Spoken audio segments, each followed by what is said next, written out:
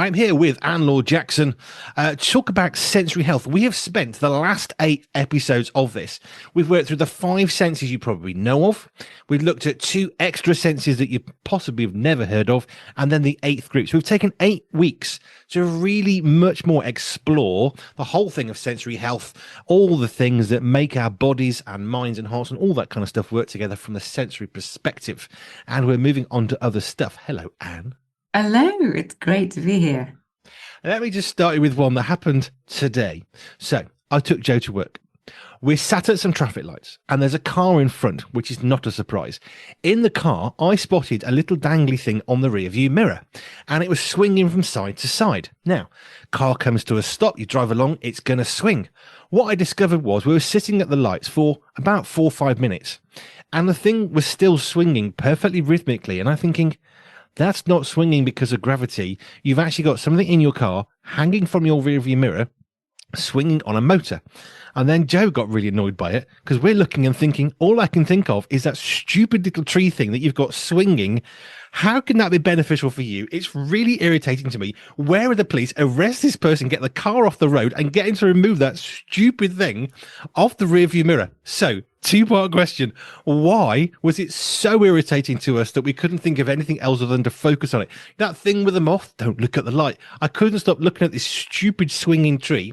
And what possible mentality would think that was a good idea in a car to have a distraction under your rearview mirror? There you are, a little starter for 2 for you. Starter for sure.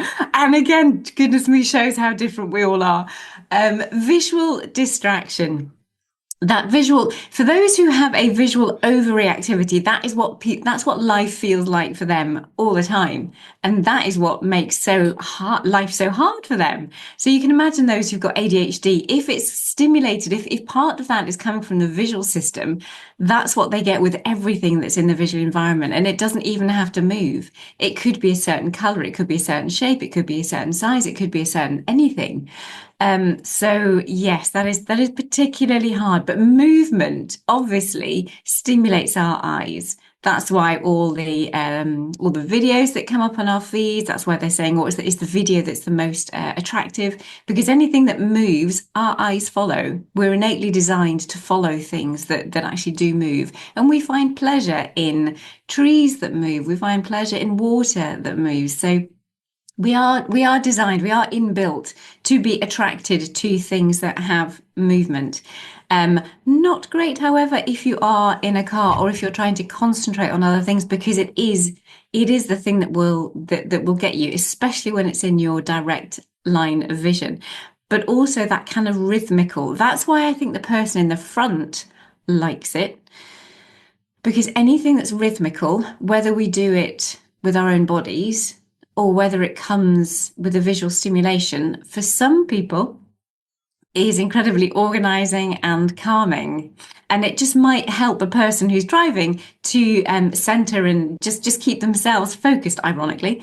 But because they've got this rhythmical thing, I think if it was erratic, that would be even worse for them. They would really have to have quite a significant sensory processing pattern to find something erratic going on in the rear view mirror for them, or that they can actually see what's going on. But rhythm, that's why we kind of rock back and forth. That's why we often do things that are rhythmical. That's why music can be so powerful, because of a rhythm and a consistency. And if we don't have that, it can feel quite agitating. But for you, it was agitating because you couldn't control it either, and it was right in your visual field, and it was not what your system needed at that time. Nor Joe, who wasn't that bothered by it until I pointed it out, and then all she could see was, it's still moving, it's still moving. Why is it still moving? Make it stop. As we drove down the road behind this car, thinking, if there's an accident, is there like some sort of, escape route about the accident? It's not my fault. It's that stupid tree swinging on the rearview mirror. Need something on the insurance policy, but yeah. Not sure that would hold up in a court of law, but yes, fresh from this morning's drive. Now, I have a question for you on sensory health, which I'm pulling up, which has just disappeared, which is unhelpful. Come back. There we go. Right. In our workplace, staff have got various equipment to support their needs. Chairs, stand-up desks for back support, footstools for correct positioning at the computer, noise-cancelling headphones to drown out noisy offices, and fans to regulate heat. I have recently heard about lighting problems. Some people get headaches from the intense lighting in offices. They need to sit in the dark. One person has got a special device that shades the light whilst they're working at the computer. And more recently, a colleague was advised by occupational health to measure the lighting. That's a new one to me. We were not surprised by how high it measured. Not that I know what that means, but I guess bright lights are not good for us like some of these car headlights these days. Anyway, the question. Why are some people more sensitive to light, and should we all be concerned about lighting? I wonder what Anne's thoughts are on lighting issues from a sensory point of view. What a brilliant question, and such a lovely background as well to all of that. Lighting is really another underrated. But it's funny how the things that we just see as just normal, they just are. Until somebody has an issue with it, you don't realize that you need to think about these things. Lighting definitely is one of them. Fluorescent lighting in particular, although they are changing the bulbs more and more, and most people are going LED, most people are going whatever, and there is much more flexibility coming in how much light and the type of light and the type of color of light, and there is lots growing and changing, but it is definitely something that we need to look more into in spaces where there are lots of people, because it is really, really important if you are going to work to your best potential, if you're going to be able to work at school, if you're going to be able to work at home, if you're going to be able to work in the office, that the whole environment really meets your sensory needs. So that does include the lighting and the sound and the temperature, as they've done really well. Movements, what body position they have to be in, how often you can change. So you start considering all of those 7/8 senses within your workplace, and you'll get workers who are really at the top of their game.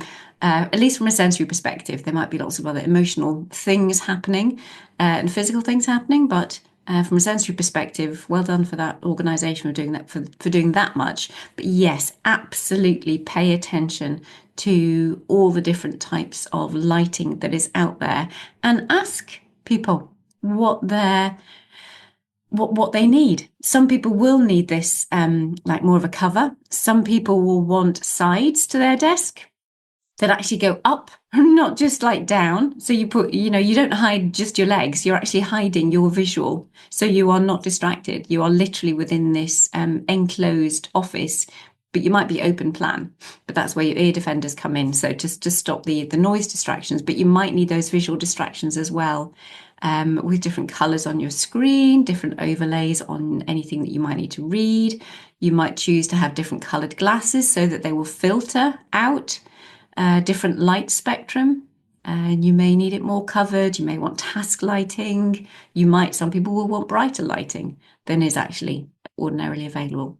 So I guess part of it is we've said this before, we don't know what we don't know, and our tolerance, if our senses are generally in a really good healthy working order, we're not necessarily going to be able to notice the impact on us from inappropriate lighting, if we use that phrasing, because we'll probably be okay with it. But others we can understand will be more sensitive. But even if we are okay initially, if something else is going on, all of a sudden the thing that wasn't a problem before now has become a problem. And I guess you can look around an office and thinking, well, why have they got a standing up desk? I'd like one of those. They've got a better chair than me, or they've got a cover over them so they're not being blinded by the fluorescent lights. Why can't I have that? Well, often it's because we don't actually say.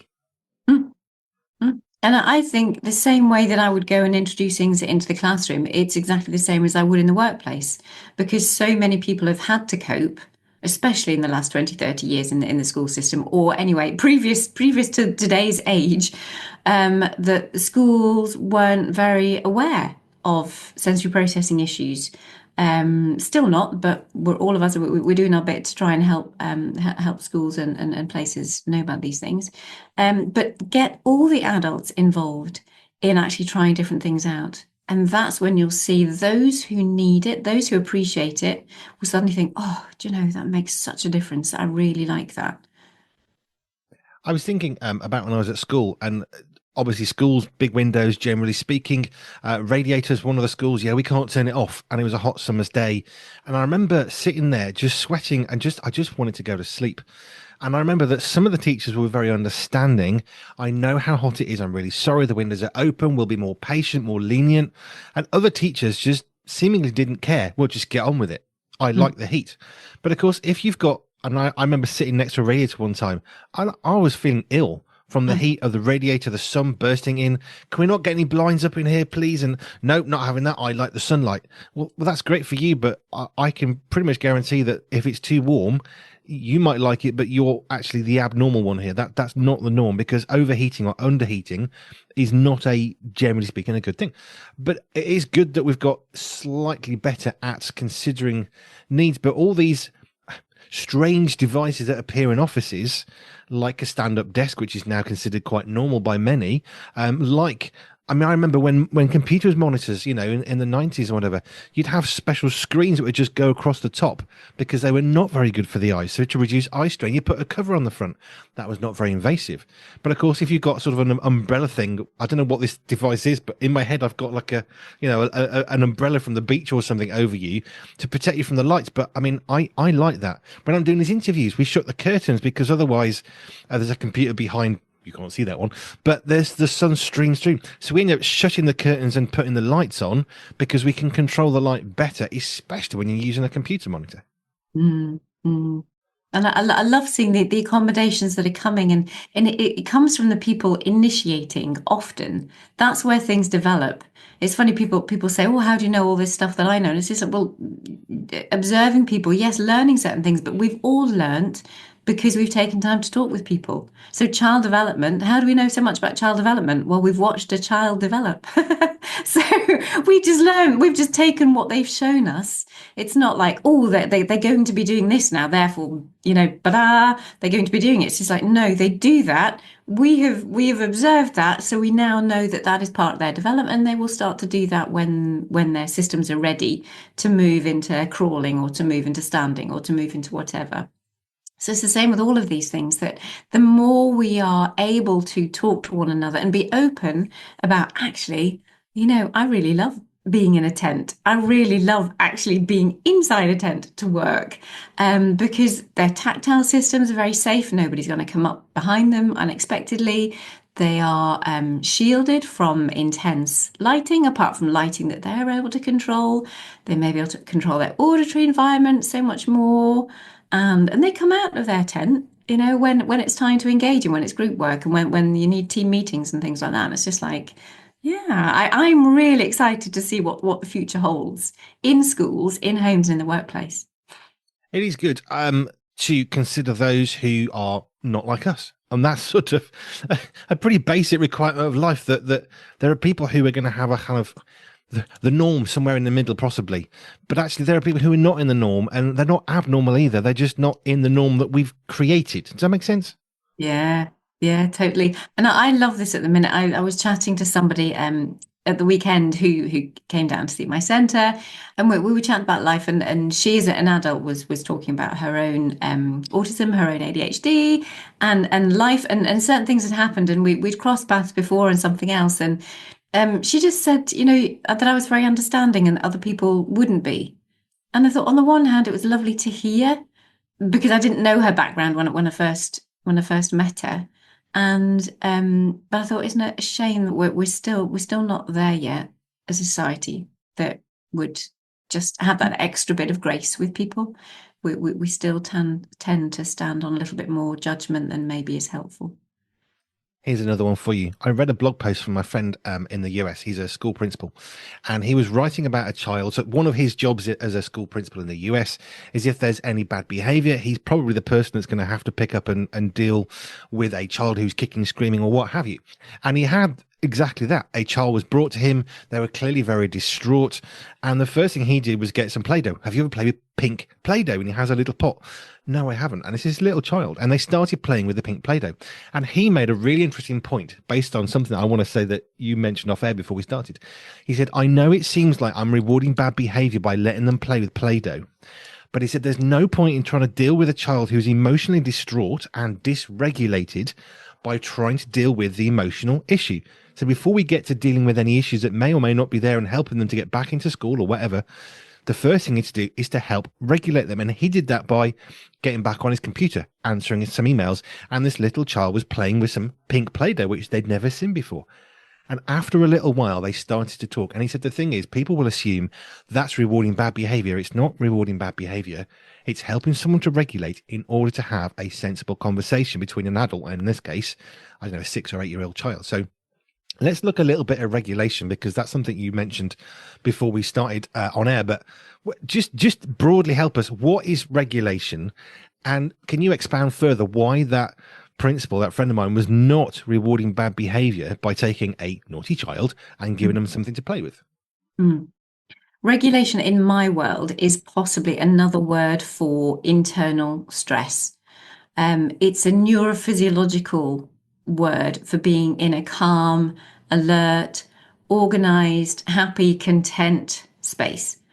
So you're not overly stressed, basically. But it's from a neurophysiological perspective. It's not a mental thing. Mental things can cause you to be, unregulated, but that's because your behaviors will show it in a slightly different way. I'm talking about that neurological piece, really, that enables us to function well. So you can't have reasonable conversation.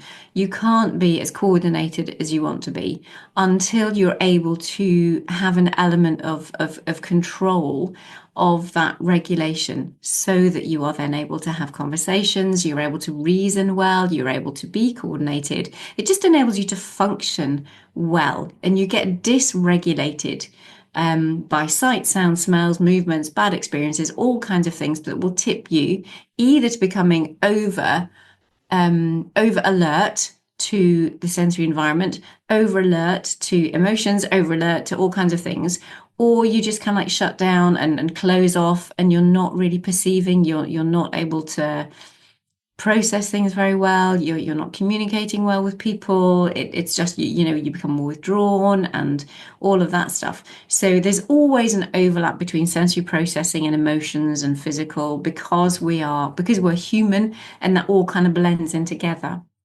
But essentially, regulation is key. Absolutely key to functioning well and thriving well. So that's why your head teacher, it was so important that he dealt with regulation first before we can get into training or punishment or consequences or whatever future people might choose to address a behavior that's unwanted. We have to start with getting someone in a place where they are receptive. They're receptive to hear. They are receptive to process. They're receptive to think about what happened, recognize what happened, and then choose to look at how they might do something different the next time. And that's one of the biggest pieces of work in the schools that I'm doing here, is how we can use sensory strategies to help regulation first.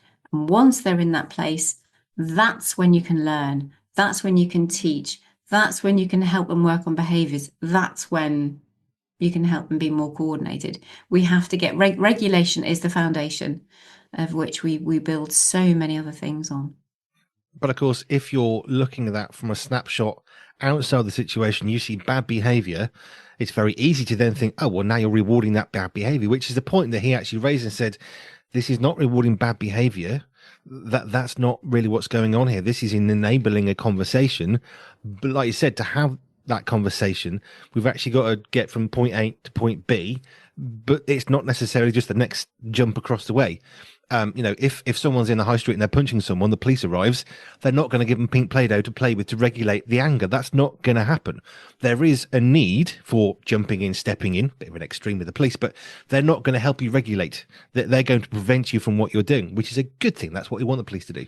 And obviously, as a principal with a child who is very distraught for various reasons, and that's not really relevant why or what, he actually sort of opened up a little bit. But unless that child's got an ability to talk, and like you say, it's that little bit of control, because they're out of control. And while they're out of control, it doesn't matter what you say. You can scream, shout, you can do anything. It's not going to go in until they're receptive. And then one of the things that occurred to me, which I sort of replied to him about, was actually that child doesn't have a better vocabulary anyway. They're young, they're immature.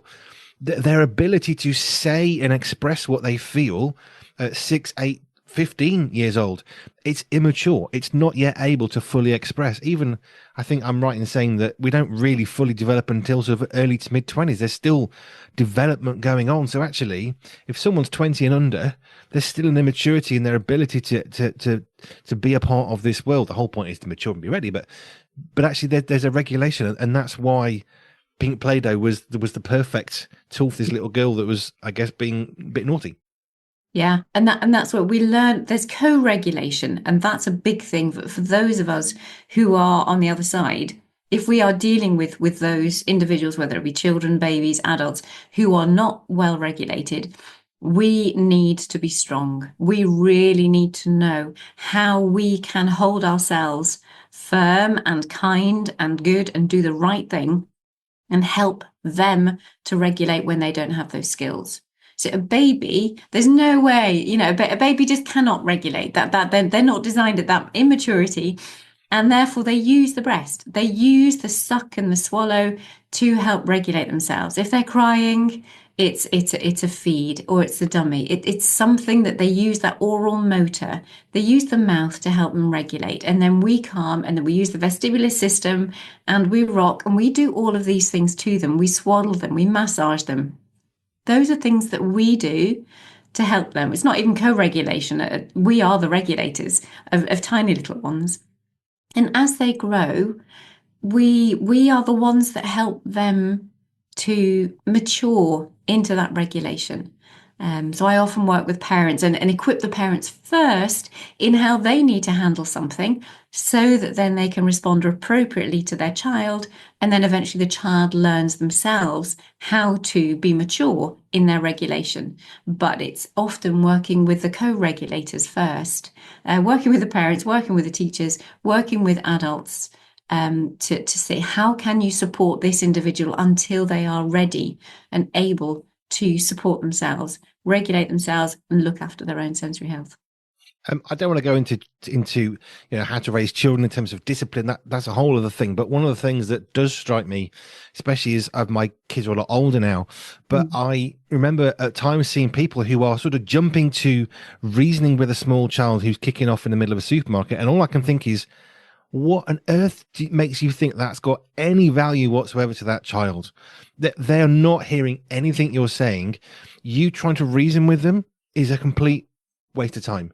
Now, not ever, but at this moment when they are absolutely distraught and they're ripping things off the supermarket shelves and kicking and screaming on the floor, reasoning with a child in that place is not going to help them, because they're not in a place. It's like saying to somebody, calm down, when they're angry. Well, how many times does that work for anybody ever to say to somebody in a bad mood, calm down? It's not. It's going to wind them up, because in exactly the same context, but older, well, they're unregulated at that point because they're in a bad place for good reason, bad reason. It doesn't really matter. But actually, if we're a compassionate society, seeing somebody who is in that place, reasoning with them, it's not the first step. Yes, protect people around. If we're talking about violence, that's fine. However, there might even be a cause to prevent that person from harming themselves physically as well. It might have to physically restrain them. That might seem a little bit harsh, not necessarily if it's going to damage them, but it's not the time to reason them. And as a parent, I just think, stop trying to reason with your child. They're 8, they're 12, they're not mature. Don't reason them till they are actually able to reason, which requires to have a mutually compatible conversation, the ability to speak the same language, which means a better vocabulary, because at 15, 12, 8, 6, 2 months, 2 weeks. We don't have the same vocabulary. So therefore, it's not reasoning, because that requires two equals.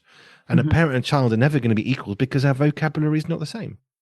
That's one of the biggest things, actually, with in one of the modules of the sensory super system. It's how do we find the language to be able to communicate at the level that they're at. Whether we talk, we sometimes use colours, we sometimes talk about horses, we talk about cars, like just lift different levels of alertness with all of those things. And so it's really important that we can catch children before, say if they are in the supermarket, you can often tell that they're kind of bubbling under the surface, and you need to act then. You can't wait until we get the final, pulling things off the shelves and this, that, and the other. As soon as you spot something happening, you need to act. Most of the time it will be get out of there, because you actually can't control the environment. Or just act. And that there's loads of strategies you can try and pull in place, but just bring that system down, because they are starting to bubble.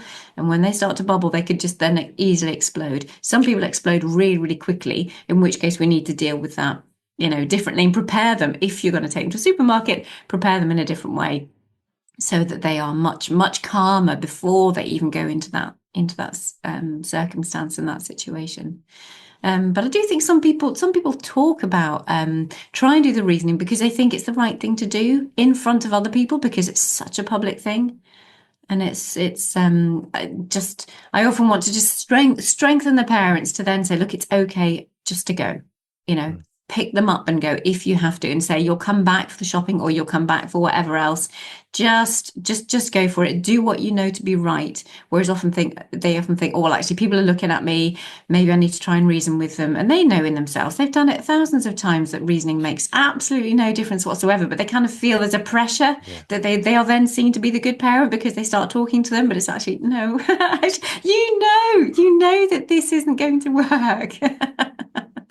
Just go. It's easy to kind of, I suppose, talk about regulation. Is it dysregulation? What's the? Well, I call it dysregulation. Yeah. Okay, so it's easy to sort of use the child in the supermarket. That's a good example. But let's go back to the office, which is where we started with our first question today. You've got a member of staff who is stressed and they're anxious. The piece of work they've just spent a whole day on the hit save, and the computer system decided to upgrade this computer. They are not going to be a good state. If you then came to them and said, oh, calm down, you can always do it again tomorrow, that is reasoning with a stropping child in a supermarket. It is not going to help. They probably need to go and have a cup of coffee. Let's go for a walk. Let's just step away. Because actually, children and adults are exactly the same in this context. It doesn't matter what our age is. If we are not able to cope with the amount of strain on us in that moment, which could be because I want the chocolate bar and you didn't get it to me, or it could be I've hit save and the computer didn't save it, it's no different. The outcome of that, it's going to be somebody who's angry. Now, you would expect an adult to have learned to behave, but of course, then the flip side of learning to behave is you then start inwardly digesting that strain rather than processing it out. Yes. And that's when we lead into the mental health issues and the other issues that come out. It will come out somewhere. Your body will either get sick or you'll take it out on someone else. Which is why regulation is so important. In adults and even in offices. And if you've got people who are under strain, a good manager will not push you to go harder. A good manager, let's just have a walk. Let's just take a moment. This can wait. This is not that important. You are. Let's go for a wander, and I think it is so important, whether it's putting a cover over us so that the fluorescent lighting isn't giving us migraines and headaches. That could be one thing of helping someone to regulate through their visual processing. Well, it's no different with emotional processing. I know it's not quite necessarily a sensory health, but it impacts everything, and everything impacts it. Yeah. And actually, if you've got a member of staff on your team that's really struggling because their car got broken into, they ran over the dog, and then they were late for the bus, they're not going to arrive in a good place. And I've had some really good managers who say, Andy, you missed the bus, you were late. Don't worry about it. It happens. It's not the norm. So we know it's abnormal, therefore it's not the norm. Go and have a cup of tea, go and have a walk, go and calm yourself down and be ready to come back.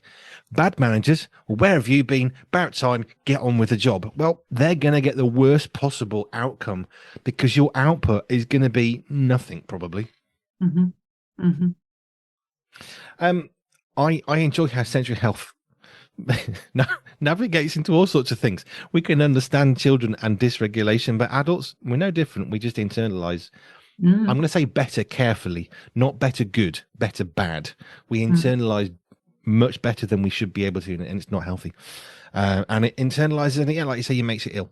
And thank you. If you've got questions for Anne Laure Jackson, you can put them to her. Best way is hello@pure247radio.org, hello@pure247radio.org, and we'll ask your questions to Anne. And if you want to connect with her directly, if you've heard about the sensory blueprint that she does, the thumbprint, and think, oh, that's good, you can connect with her through our website as well, pure247radio.org, pure247radio.org/ALJ, and you can connect with Anne, and you can get some help from an expert, because I definitely am not.